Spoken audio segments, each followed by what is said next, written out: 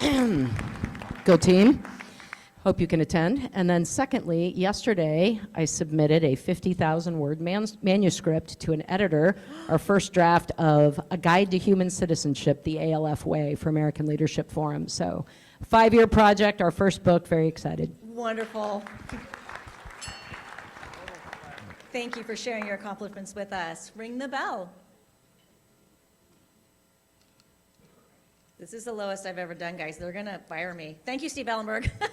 Steve Ellenberg's got one. I'm going to ring the bell twice. Once, it's great to see Suzanne St. John Crane back in this room.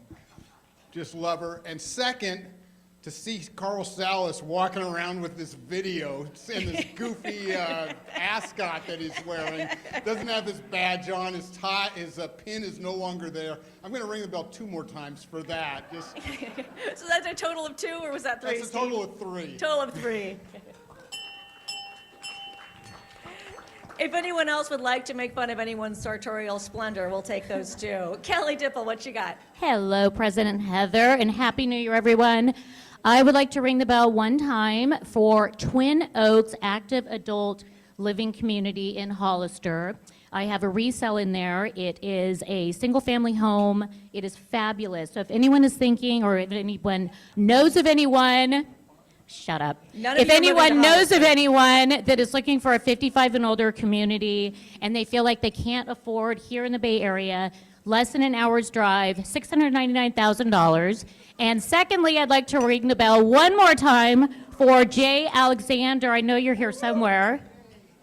He's going to be playing at the Prune Yard on the 23rd. We have already hoarded the entire front row, but I know that you're sold out?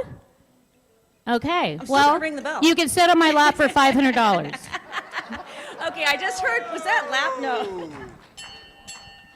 Thank you, Kelly. And Kelly does lead our Service to Seniors Committee, so thank you for marrying up your vocation with your passions. Appreciate that.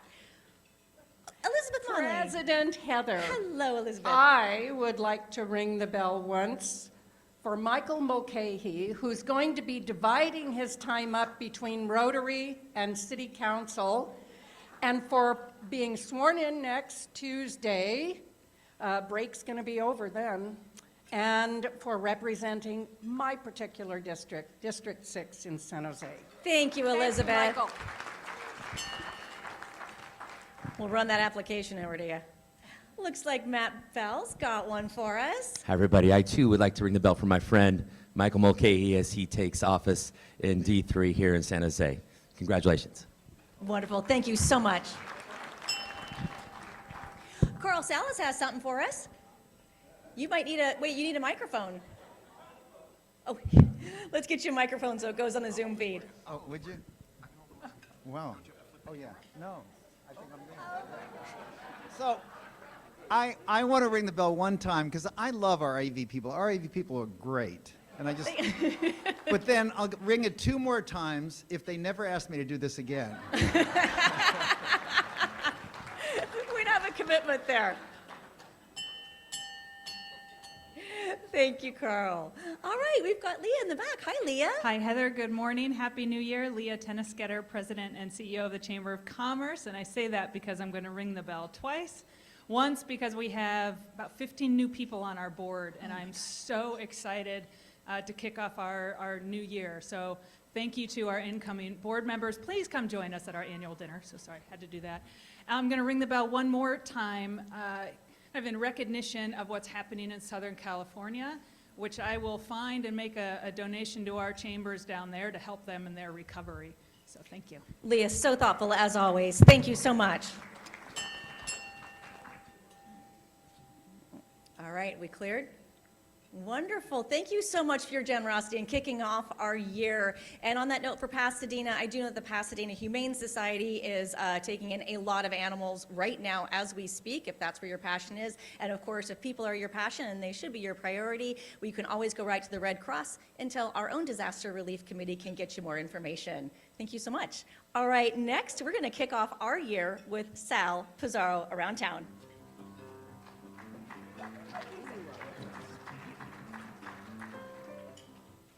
60th anniversary of Charlie Brown Christmas this coming year in 2025, so that's cool. Well, welcome. Happy New Year, everyone. It's so great to see so many familiar faces back in the room and so many new ones. I love it. I hope your holidays were filled with family and joy, but now it's time to put those things away. Put those aside, because now we have to do things downtown. And I'm here to let you know about just a few of the events that are going on over the next few weeks. And before we get started, let me just say, for those of you who did read it, I do not know for sure if the mayor is a furry. Not that there's anything wrong with that. Okay. So here's my list of things going on in January-ish. There's some websites on there if you want to get tickets or more information. So speaking of the furries, first up we've got Further Confusion.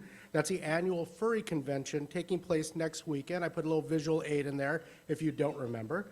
I don't know if any of you partake, as the mayor may or may not, dressing up as anamorphic animals, but even if you don't, it is a great opportunity for people watching since the people are all dressed up in animal costumes. And while it's not on my list, I do want to mention that City Lights Theater Company is opening its latest production in Love and Warcraft next weekend as well. It's an R-rated take on love and intimacy in the digital age, so I've been told leave the kids at home for this one, and it runs through February 9th. So Monday, January 20th is the annual MLK Day Luncheon, which is sponsored by the African American Community Services Agency, which is located in downtown San Jose, and it will be taking place again at San Jose State University.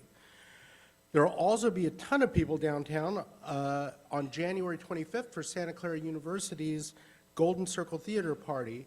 The band Train is going to be performing at the Center for Performing Arts, and then the crowd of about 2,000 people will parade from there to the Signia Hotel for dinner and dancing. I know a lot of you in this room will probably be there, and if you're not, just be aware because it's a crazy scene and you can't get across Market Street when 2,000 people are trying to cross it. Meanwhile, the Symphony San Jose will launch its new year with the Firebird on January 25th, 26th, kind of a renewal theme at the California Theater. And as the program title implies, the centerpiece of the concert will be Igor Stravinsky's Firebird Suite. On January 30th, there are a pair of events taking place downtown. As we heard from Leah, the Chamber of Commerce will host its annual event, which I guess is now called Leaders in Legacy, at the San Jose Marriott, I think that's right, with a focus on sports, and there will be speakers from the Sharks, the Earthquakes, Bay FC, and the 49ers, as well, of course, Leah and the mayor and others. And Hillbrook School will be hosting Conversations for Good, an evening at the San Jose Museum of Art featuring presentations and panel discussions on the future of well-being. And finally, even though this one's in February, I wanted to highlight CMT San Jose's annual gala on February 5th. As you may know, this is Artistic Director Kevin Hogge's final year after 30 years with CMT, turning it into just a premier youth theater company in our nationwide. It's nationally known, if not internationally known in some cases. This is always a great event with a brunch and dinner option, and I think this year is going to be fantastic because of Kevin's departure. I think a lot of people are going to come out, and it's going to be wonderful. So that's what's going on this month, and I'll see you in February. Oh my goodness.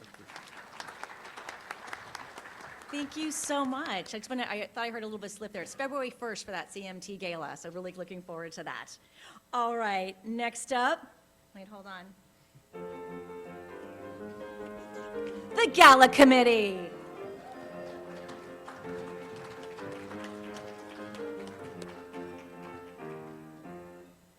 Well, hello, Sparkly Co-Chair Stephanie. Well, hello, Co-Chair Suzanne. Ready to have some fun? I am. Did you know that since 1949, our foundation has granted over $5 million to support local and international projects, helping more than 150 community organizations. The upcoming gala doesn't just provide funding, it amplifies the efforts of San Jose Rotarians, meeting critical needs and touching lives both near and far. Let's hear from our newest recipient, San Jose Jazz.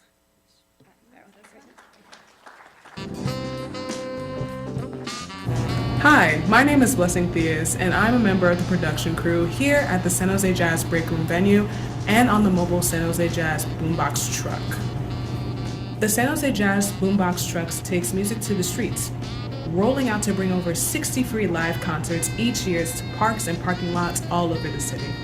Our grant from the Rotary Club of San Jose has helped us to increase the quality of these performances by funding significant upgrades to our aging infrastructure, including new speakers and power amps that will enable us to project sound to bigger crowds more than ever before.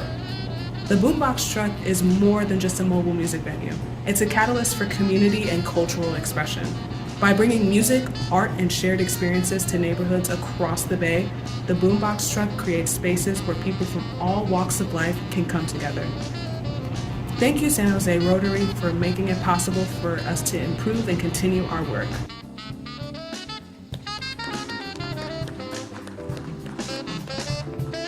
Yes, your contributions and your presence at our upcoming gala are just like pieces in a kaleidoscope, each one unique. With every turn, new patterns of hope, opportunity, and joy emerge, just like the difference you've made to San Jose Jazz in our community.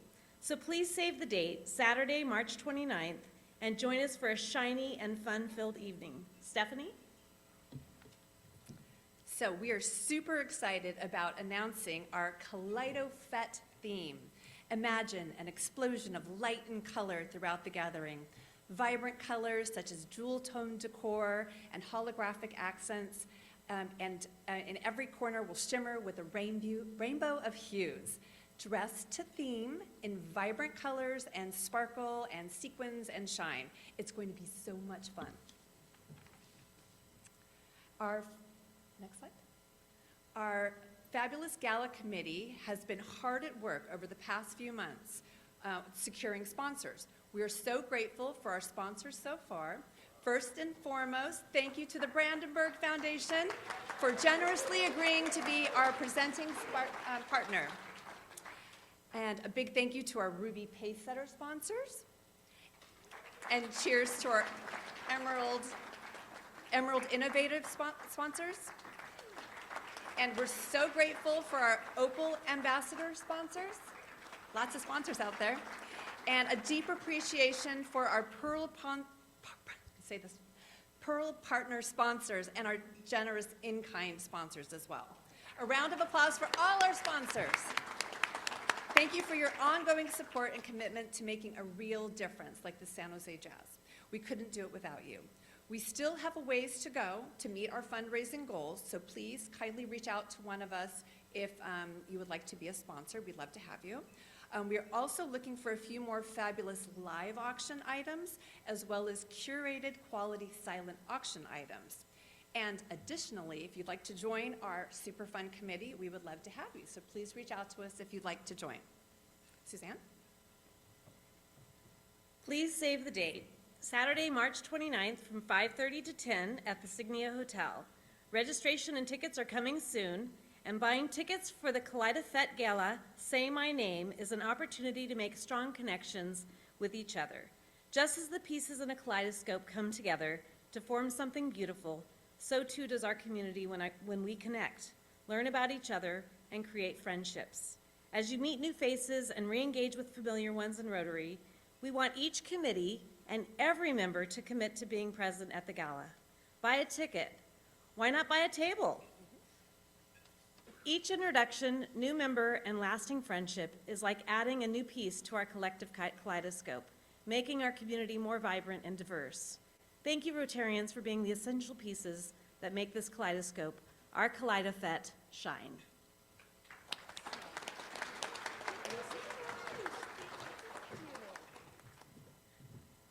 Gosh, that's just the best.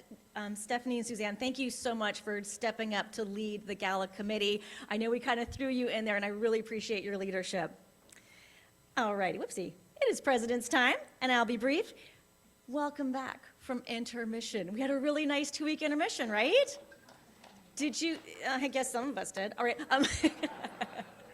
There is popcorn in the lobby to culminate our intermission, and now we are going into Act 2 of my presidential year. I hear it just takes off like a rocket from here. Most of Rotary, it just keeps going and going. The president just keeps the guides going on there. But I want to give a shout out to a few of those things that I had absolutely nothing to do with that are amazing. Los Amigos, Making Spirits Bright. You guys took your holiday time. You wrapped over 300 gifts. 364 gifts. This little Rotary Club here. Military Care, you guys laid wreaths on graves of veterans. Thank you. Thank you so much for taking your holiday time. Pause to Consider, you also took your holiday time, and I believe you made over 200 blankets for our furry friends. Is that right? Do we have a, yeah? All right. Fantastic. And then I've got, oh, I didn't know I was going to have this one too. 1 second here. Alrighty, thank you so much for your service over the holiday break. We are the 9th largest Rotary Club in the world, and I love when you let it show. Next up, Fun and Friendship Committee, save the date, or actually don't even save the date, just actually sign up. January 16th, it's going to be the Fun and Friendship mixes with the downtown, our little drinking group, our social group, and we're going to mix it up together and go bowling. So sign up for that, January 16th. And then there's also a Climate Action Summit coming up this January 11th. I know it doesn't give you a lot of time, but check that out. Please be there. I will be there. Several members of our club will be there. You are going to be hearing a lot about climate action in the next several weeks. You already heard from the very beginning of the year how much trash we have reduced by going with Scott's Seafood. Thank you, Scott's. And we aren't done yet. You're going to love what the committee has. Alrighty, let us transition now to our featured speaker. Fernando, can you help us warm up and welcome our guest of the day? Thanks. Today's speaker is Eddie Garcia. I first met Eddie about 30 years ago. He was working with then Supervisor Blanca Alvarado in working on the Mexican Heritage Corporation, which I was a co-founder of. He then took over as chair of that organization after I had left, and he and Richard Alejandro were putting that together. Richard is sitting now with Eddie, and Eddie is the survivor of a heart transplant. And he had this several years ago, and that's why we've invited him to come today. He's spoken through Congress, he has spoken to lots of different organizations, health organizations for sure. He and his wife Sandra and 2 daughters live here in San Jose. He's been a lifelong member of our city. And I want Eddie to come on up here so he can tell us about his adventure and how he changed the law so that heart transplants could be covered by insurance, which is something that he'll expand on. So Suzanne, he's a member of Class 19 ALF. And he wrote a book. Thank you, Fernando. It's kind of hard to follow Fernando. I did it once when I became chair of the Mexican Heritage Corporation, and he's got these giant shoes to fill. And so here I go again, trying to do it. So thank you for the kind introduction. And by the way, Fernando, I was not in Class 19. I was in the best ALF class, which is Class 18. I had that wrong. It's Class 7. Oh, okay. So when I got here, I met Judge Arthur Weisbrot, and he graciously told me that I was probably going to be the best dressed man in the room. And I was feeling good about that. And then I saw Michael Mulcahy saunter in, and I said, oh, shit, not me. So I'm going to talk about heart disease today. In 1998, Congress declared February American Heart Month.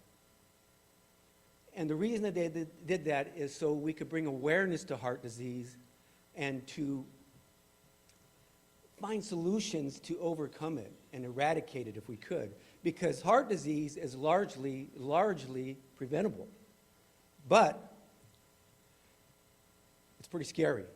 The numbers don't lie. It's the #1 cause of death in the United States.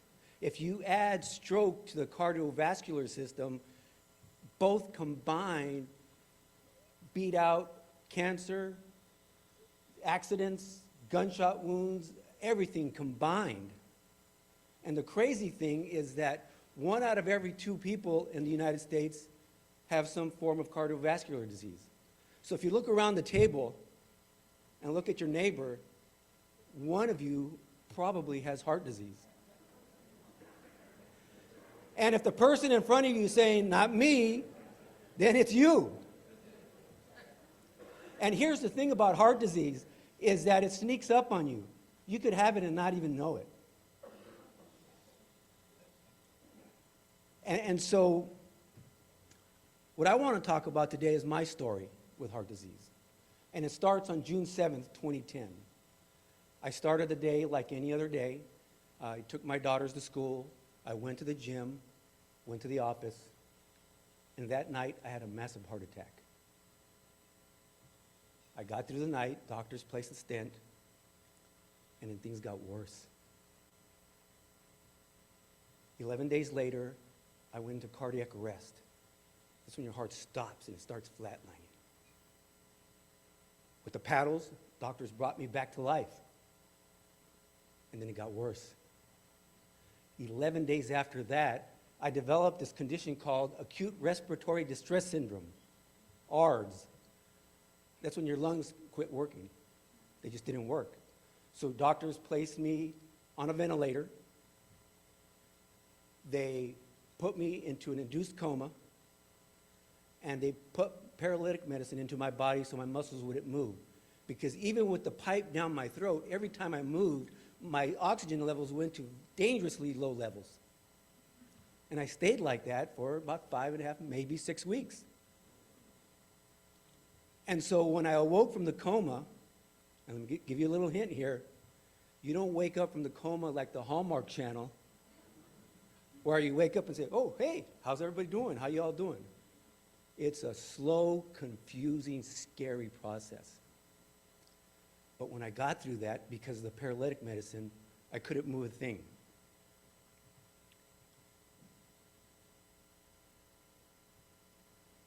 Doctors simply said on June 29th that I was intubated, sedated, and paralyzed. That's why I couldn't move a thing. And so I had to relearn how to do everything all over again. It started with lifting my hand off the bed. And then I learned how to sit up, stand, walk, swallow. I even had to learn how to talk again because my vocal cords had fallen asleep.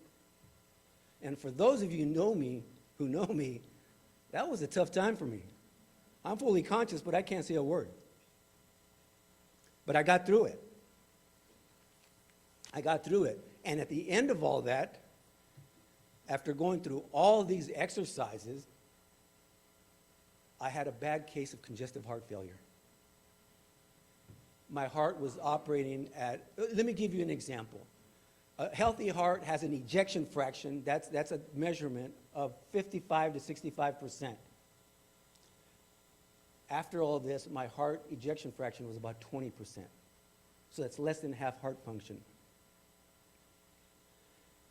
And what I did is I took care of it the way the doctors asked me to take care of it. I took my meds as prescribed. It's very important. If there's any doctors in the house, you know what I'm talking about. I had a drastically changed diet, and I walked every day. And I did this for about 8 years. Finally, my heart started losing everything it had. It was at the end of the rope. So doctors said, we're going to put you to the heart transplant evaluation process.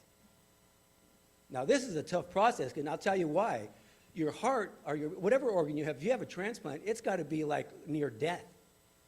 But the rest of your body, especially with heart transplants, has to be super healthy to withstand the trauma of surgery.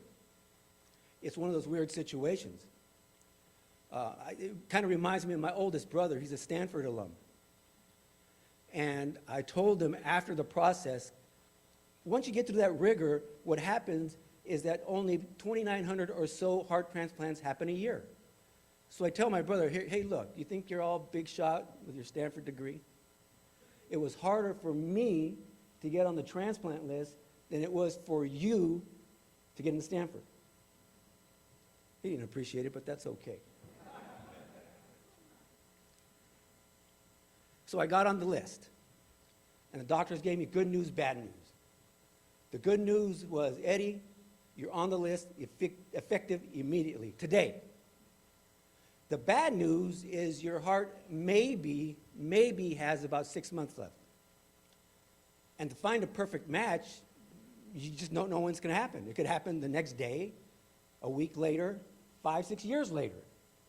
So there's a technology that doctors have really and scientists have really perfected called the left ventricular assist device. It's a little titanium pump, open heart surgery, that the surgeon attaches to your left ventricle, the left lower side of your heart. And it's electronic. So it's connected to a wire that goes through your body and out the side here, and that's connected to a little computer called a controller. And you plug it in at night, and if you want to move around, I'm a very active person, there's batteries that can carry you throughout the day, and you had to carry it in a little satchel. One of the hardest parts about that was taking a shower. Because you've got some high-tech, and I keep talking here, you've got some high-tech electronics right here stuck to you. And so electronics and water don't go well together. So 17 months of doing that, eating right, taking my medicine, taking showers safely. And then on April 16th, 2020, I got the call. It was an amazing day. I can't explain to you what it feels like when you're in recovery and the surgeon walks into the room and says, Mr. Garcia, you have a new heart. And it's a Ferrari. Part of my post-transplant care was a blood test. It's a simple blood test called AlloMap and AlloSure. It was developed by a company called CareDx up here in Brisbane. Rejection of an organ is the #1 cause of death for transplant patients. This simple blood test can detect rejection early so that there's no damage to the organ, or ultimately you won't die. And it's a real simple blood draw. A nurse would come to my house, it was during COVID, a nurse would come to my house, she'd draw blood, you know when you go to the doctor, you draw blood, boom, boom, take it back to a lab, 3 or 4 days later I'd get a call, you're on track here, you keep doing what you're doing. Once a quarter.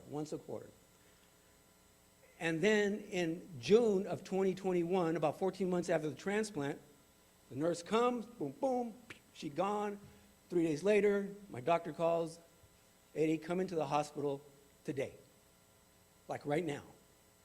And I'm surprised, I just came in from a 4-mile walk. And she says, your body's rejecting your heart.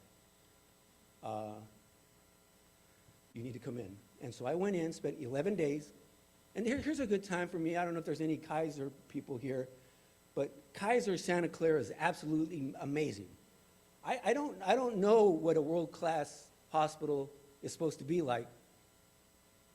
They got to be pretty darn close. So I go in, they put medicines into me, and it's kind of like dialysis. They stick a needle here, and stuff flows in and out. 11 days of that, and then 6 months of monthly treatments doing the same thing, outpatient. And I was all good to go. I had a tiny damage to the heart, and I was good to go, and I was back at it. And then in March of 2023, Medicare, who covered that treatment from, not the dialysis type treatment, but the blood test, they covered it from its inception in 2017, without explanation decides they're not covering that blood test anymore. So I get a call from Washington, D.C. I used to kind of do that stuff for a living. And so I got a call from a group called the Honor the Gift Coalition. It's a coalition of transplant advocacy groups. And they asked if I'd like to volunteer with them and go talk to Congress about this. So I went. We walked the halls, we met with members in June of 2023. Got a little traction, not much. Then went back in August of 2023. We got a little bit more traction. And Representative Anna Eshoo, who you all probably know, and our good friend Sam Liccardo is now in her seat, decided she's going to put together a coalition of senators along with Alex Padilla and ask Medicare what the heck is going on. And she does. There's like 25, 26 members of Congress, sends a letter to Medicare, explain this. And Medicare said, nope, we're not covering it. It's a huge bureaucracy. And we were working with some very seasoned lobbyists who said, to get Medicare to change their mind on anything is really hard to do. But then something special happened. Former Speaker Newt Gingrich and the Reverend Al Sharpton came together to join the campaign. Yeah. Think about that. At that point, someone at Medicare had to say, shit, we did something stupid. So we went back in December of 2023. There were 200 of us, transplant recipients, and we walked the halls. We marched over to the Health and Human Services building. We had a rally shouting out for Secretary Becerra to come out, which he didn't. And then we took it up to the Hill and spent all day talking to members of Congress about this. During that time, I got a chance to go out into the community in Washington, D.C. with the Reverend Al Sharpton. Shared the stage with him and talked about this and shared my story about how this blood test, simple blood test, saved me. And then I got a call from the Honor the Gift Coalition leaders, and one of them, he says, Eddie, I'm going to ask you a question I bet you never thought someone would ask you. So I said, go ahead. He said, would you like to be on Newt Gingrich's podcast? Now in life, two things are certain: death and taxes. Growing up in my East Side Mexican-American family, there's two other things: Catholicism and the Democratic Party. So I thought for a minute, like, yeah, okay, I'm going to take one for the team. Let's do this. And before I left Washington, I found myself in the same room with Newt Gingrich, Representative Michael Burgess on the red side, and one of the leading surgeons in the country. And we talked about this. And it was a surreal experience. And I'm happy to report, for those of you who like Newt, he was a very charismatic and generous man. So we're doing this a lot now. We're doing it. And then finally, in September of 2024, Medicare did a U-turn. And it shocked even the seasoned lobbyists. That blood test now is given to everybody in the United States who needs it. And that was a huge victory. So of everything I've been through, how did I get through it? I learned about the power of hope. And I'm not talking about hope like it's defined in the dictionary. I wish, I want, I desire. Like, I wish the 49ers got a better defensive coordinator. But I can't do anything about it because it's just a wish. But hope, the deeper meaning of hope is an action word. And it starts with adversity. And I learned that you have to accept adversity and welcome adversity. Dare I say, rejoice in adversity. Because that leads to perseverance. And perseverance builds character. And when you get all those things working together, you have hope. And that's how I got through this, using hope as an action word. It's been a long ride. And I want to leave you with three thoughts before I step off. Because Steve's already waving at me. I got to get going here. Number one is February is National Heart Month. But for me, for the last 14 years, every month is National Heart Month. And I want you all to kick off National Heart Month today and do it with hope. There's something that you all can start with, and that's going to the American Heart Association website and look at Life's Essential 8. It's a roadmap to protecting and taking care of your heart. The second thing I want to leave you with is that we're at the beginning of a new year. There's a lot of promise ahead of us. But we all know, because we've been there, done that, there are going to be some challenges and obstacles along the way. Rejoice in that and take those on with hope. Not wishing things away, but rejoicing in that adversity. And here's the last thing I want to leave you with. After everything I've been through, heart attack, cardiac arrest, lung failure, induced coma, paralysis, LVAD, transplant, rejection, fighting big government in Washington. Whew. After everything I've been through, standing here today with you and doing the things I love with the people I love is a testament on the power of hope. So I wanted to say from the bottom of my new heart, thank you, Fernando, for allowing me to step into your giant footsteps. Thank you, Dave Cohen, Steve, and thank all of you for giving me a chance to share my story today. Wonderful. Stick around. Stick around. Look at that. Look at that.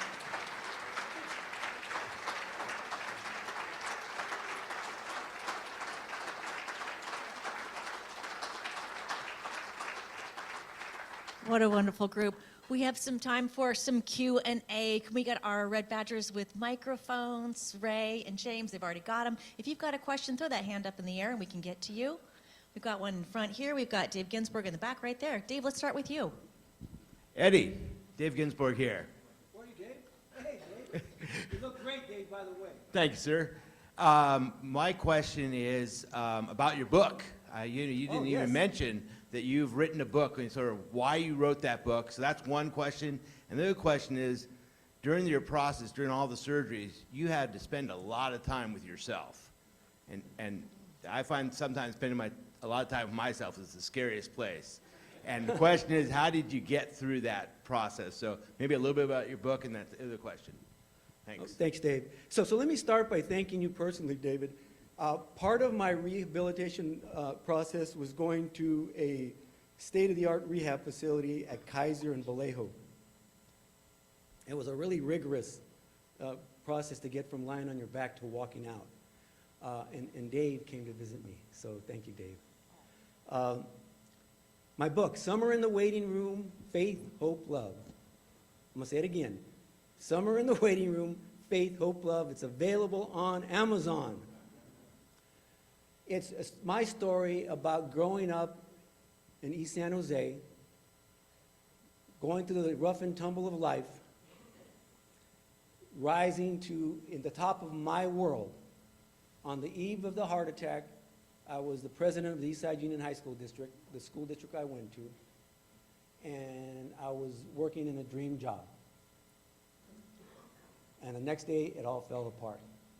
So the bulk of the book is about that summer, 106 days in the hospital, and how my Mexican-American family commandeered the waiting room, the whole 106 days, and how we all got through that together. And the book finishes off really with what I just talked about now, the whole transplant story. But it's available on Amazon. It's a great read, they tell me. And then you asked like the greatest question, and people always ask me, what was the hardest part about the transplant? Believe it or not, the physical part wasn't that hard. I'm a former high school athlete. I'm very active. So getting back up on my feet and doing my thing was okay. The mental and emotional part was paralyzing. Paralyzing.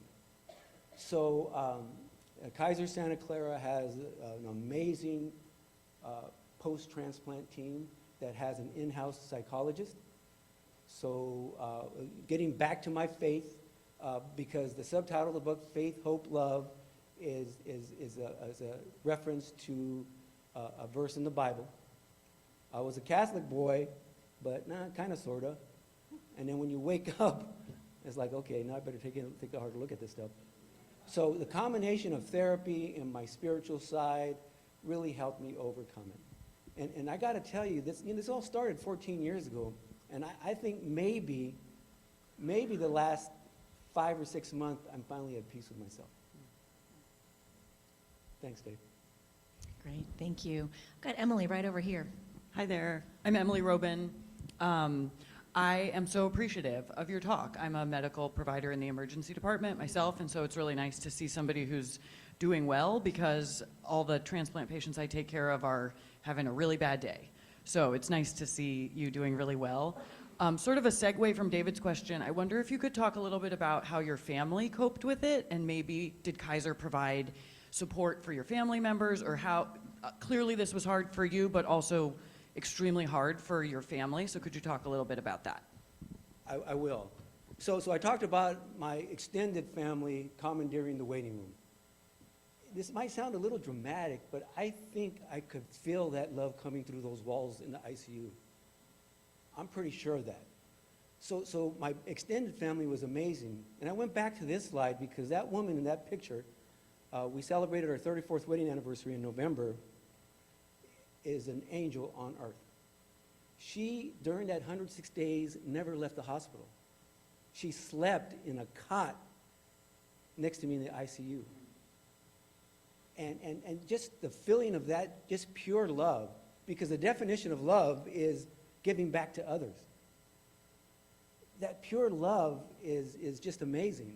I read a stat that 70% of couples where one partner has a chronic disease end up in divorce. I'm proud to say we're in the 30% and still going. It hasn't been easy, but family was absolutely critical to this whole process. And my daughters, oh my God, my daughters just baby me. Kind of makes me mad sometimes, but I put up the Christmas lights a couple weeks ago, and so it's surprised that both my adult daughters are back home and for the holidays, and I did it when everybody was gone. And they drove up and saw the lights. Instead of saying, oh my God, look how wonderful. Daddy, what are you doing on that ladder? What's wrong with you? So they've kept me going. Thanks, Emily, and thanks for everything you do. I just think that hospital personnel, nurses are truly amazing. The doctors are like the skill players. They just come in and tell you some things here and there, and yeah, do this, do that, and then everybody else does all the work. But I love doctors too, so thank you. Dr. Emily Robin, thank you for your service. Catherine. I do have a question for you, Eddie. Over here. Oh, hey, Catherine. What's next for you, number one? And number two, can you talk about that Ferrari? What's next for me, Catherine, is going down that elevator and getting my car. And unfortunately, I'm going to go see a sick friend today. And I try not to look any further than that. One of the things I've learned through therapy was the whole concept of mindfulness and living in the moment. And so I work really hard at that. And whatever comes, and I'll if it's good, I'll celebrate, and if it's bad, I'll rejoice in the adversity. And then the second question was the Ferrari. The Ferrari's name is Idaho. And let me tell you where the name came from. Somewhere in the craziness of getting a call from my cardiologist to go down to Stanford, and all the prep and everything, I thought I heard somebody say that it was coming from Idaho. I don't know. So it's Idaho. So Idaho's a Ferrari. It's amazing. I walk probably about 4 miles every day, except for weekends. I take the weekends off. I do a little lightweight training just to keep my muscles going, and it's great. Here's one example, and I thought about it last night, taking the garbage out. There was a time when I struggled to take the garbage out to the curb and come back to the house. Struggled. And almost every week as I'm dragging those things in and out, I'm just smiling, saying this feels great. Thank you. Looks like Brad has got a question for us. Hi, Eddie. Brad Barron. Thanks for sharing your story with us. I guess I've never really thought about it a lot, but Medicare being the size of the U.S. budget that it is, I would think they must have some financial metrics around things like this, and I would think with the cost of a heart transplant, that doing blood tests periodically would be really low cost and very effective. Do they not have something in place like that?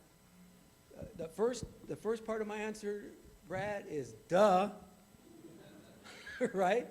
So Medicare, what they do is they contract out to contractors to crunch the numbers. And so there's a company called Moldex that crunches their numbers for transplants. And finally, the official answer, deep into the campaign, they came out with that doctors are overutilizing this test, which means it's costing too much money. But here's the math. Each one of those stabs costs $3,000. The biopsy, before all of this happened, this technology, you can find out how your heart's doing with two ways. One is through an annual biopsy, which is about 30 grand a year. And the second one is if you have heart failure symptoms. And by then, it's too late. So this technology changed the world. And so if you do the math, one biopsy a year is 30 grand. 4 blood tests a year is 12 grand. Am I doing the math right? Yeah. It doesn't make sense at all. And oh, by the way, if you are in heart failure and you're young enough and the doctors are saying, okay, we're going to cut you up again and put another heart in you, you're talking about $1.5 million. So the bean counters for Moldex, as my dad used to say, something fishy's going on why they made that decision. But you're absolutely right, Brad. It just financially makes no sense. I think I've got time for one more. If we've got one more. No? You got one? Yeah. Right there. Yeah, I have a question for you, but before you answer it, I'll tell you why I'm asking it. Do you know your donor? The reason I'm asking it is I have a very good friend I grew up with since age 5 up in Santa Rosa who had his heart transplant on January 4th of 2015 at UCSF, a day before he was to be removed from the list because his situation was deteriorating. He knows the mom of his then 22-year-old donor, and every year they get together on January 4th, and I just saw pictures of that get-together, on Tyler, the donor's birthday, and on Jim's birthday, which is in August. Fortunately, they all live in the North Bay. But I think it's not very common that people know their donors and have that kind of relationship. Also, I think he was involved in that effort with that group. I believe he was, yeah. Mm-hmm. That's awesome. I don't know my donor, and that's the short answer. Here's the longer answer. There's a process. There's a nonprofit, national nonprofit organization that manages the databases of donors and recipients. And they have all the information. And by law, the hospital is able to tell me the age and gender, and that's it. So the process is I had to write a letter to the family via the organization. And then the organization then gives it to the family, and then the ball is in the family's court. You're correct about one thing. There's a small percentage of families that respond. And I did mine in June 2022, so 2.5 years, and I have not received a response yet. But I have received confirmation that the family received the letter. I just hope it's not from Utah or something like that. Ladies and gentlemen. Because I got to change Eddie the name. Garcia. I got to change the name. Thank you. Okay. Thank you. Thank you so much, Eddie. Stick around. Let's do a photo. Come on over here. we do our ceremonial photo, and we are presenting to you, first of all, a gift has been made in your name to the Dancing Cat Lounge, where they do some wonderful pet adoptions there, and a great place to chill out and hang out with kitty cats, and also some heart-healthy nuts from these premium Chandler walnuts for you as my agricultural gift to you. Awesome. Thank you. All right, here we go. Photo. Thank you so much. Thank you. Oh my gosh. Oops. Getting through here, dancing cat. Okay, guys, next week we have Carl Salas as our featured speaker. I know, right? I mean, he could talk about any number of things, but he's going to be talking about nuclear pioneers and the restart of 3 Mile Island, a very light topic. It's going to be so much fun. A fun fact about the Rotary First family, my son, Noah Lerner, in addition to being the Prince of Dalziel, is also a senior nuclear reactor operator. We're very excited about this topic. Okay. And then just a few final thoughts. I'm so excited to see you all back in the room. Check your calendars, read that weekly bulletin. There is so much coming on in Q3 of Rotary. It shoots off like a rocket. ELC, we have several international projects going at the same time. You're going to love the year we have ahead. And also one more shout out for the Gala Committee. Save that date. And let's end with, if you're a sponsor, will you please stand up so we can give you a round of applause on the way out of the room? Sponsors, please stand. Nice. Nice. Thank you so much. I look forward to seeing more standing in the room in the coming weeks, and we will see you next week. We are adjourned.